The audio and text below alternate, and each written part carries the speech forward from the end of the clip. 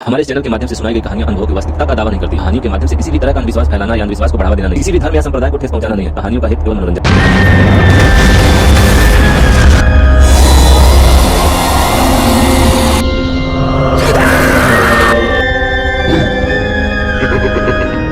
Flying Dutchman एक ऐसा जहाज जिसकी परछाई पानी में नहीं हवा में उल्टी दिखाई देती है। अफ्रीका के समुद्र में जहाज पर नाविक ईश्वर से मौसम खराब न होने की प्रार्थना करते हैं। इसलिए नहीं कि ये नाविक तूफानों से डरते हैं, बल्कि इसलिए क्योंकि मौसम खराब होने पर इन्हें फ्लाइंग डचमैन दिखाई देता है और इस जहाज का दिखना एक अभिशापित भविष्यवाणी है कि मौत के साथ पूरी होती है। 17वीं सदी की मिथक लोक कथाओं के मुताबिक फ्लाइंग डचमैन एक ऐसा भूतिया जहाज है जो कभी भी बंदरगाह तक नहीं पहुँच पाया। इस मिथक कथाओं के अनुसार इस भूतिया जहाज को तेज रोशनी फेंकने वाले जहाज के तौर पे देखा जाता है। जब ये रोशनी किसी को दिखाई देती है तो वो जल्द ही मौत की नींद में सो जाता है। समय समय पर कई लेखकों ने अपनी किताबों में इस भूतिया जहाज का जिक्र किया है। सबसे पुराना मौजूदा संस्करण 1990 में जॉन मैकडोनाल्ड द्वारा लिखित किताब है, जिसमें वो लिखता है कि नाविकों ने बताया कि तूफानी मौसम में उन्होंने फ्लाइंग डचमैन देखा था। ये कहानी इस तरह है कि लबादा और ओडे डचमैन को खराब मौसम में अपनी नाव को बंदरगाह तक ले जाने के लिए कोई पायलट नहीं मिला और उसकी नाव खो गई और तब से खराब मौसम में उसकी झलक नजर आती है। अगला संपादित संस्मरण 1795 में जॉर्ज वाशिंगटन द्वारा लिखित न्यू साउथ वेल्स की एक यात्रा में मिलता है। मैंने कभी ऐसे अंधविश्वास पर यकीन नहीं किया, पर प्राप्त जानकारी के मुताबिक कुछ साल पहले एक डचमैन अपनी नाव समेत समुद्र में कहीं खो गया और उस नाव में से कोई जिंदा वापस नहीं बचा और जल्द ही उसके गम में उसकी पत्नी मर गई। और जहाँ से हादसा हुआ था वहाँ से गुजरती नावों के नाविकों का कहना है कि उन्होंने खराब मौसम में किसी को समुद्र में देखा। ये सच था या सिर्फ नाविकों की कल्पना, ये नहीं पता, लेकिन खबर जंगल में आग की तरफ फैल गई और जब वो नाविक वहाँ से गुजरने लगे कहते कि रात में या कोहरे में उन्होंने किसी को देखा है। इसकी एक झलक देखते हुए अगले पल गायब हो जाता है। साक्षात्कार राजा जॉर्ज ने अपने भाई और कुछ लोगों के साथ इस जहाज को देखने का दावा किया। 11 जुलाई 1880 को सुबह 4 बजे फ्लाइंग डचमैन को देखा। मैंने, मेरे भाई ने और कप्तान ने तेज लाल रोशनी में देखा। जब उस भूतिया जहाज को ढूंढा गया तो समुद्र में उसका नामो निशान नहीं था, लेकिन फिर से वहीं पर इस भूतिया जहाज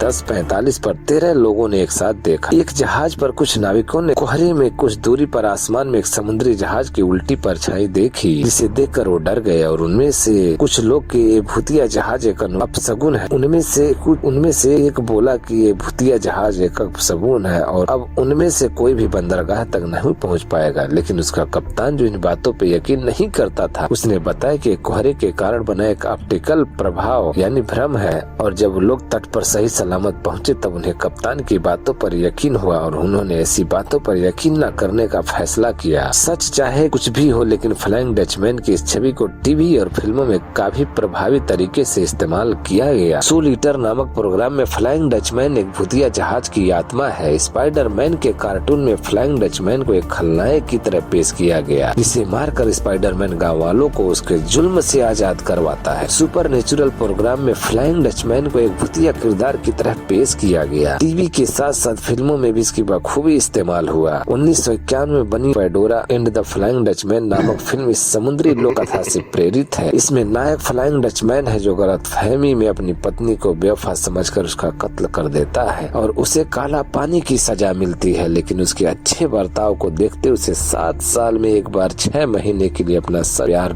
सच्चा प्यार ढूंढने के लिए रिहा किया जाता है। Age of the Empire computer game में फ्लाइंग डचमैन चीट कोड है। ये एक जहाज है जो जमीन और पानी दोनों में चलता है।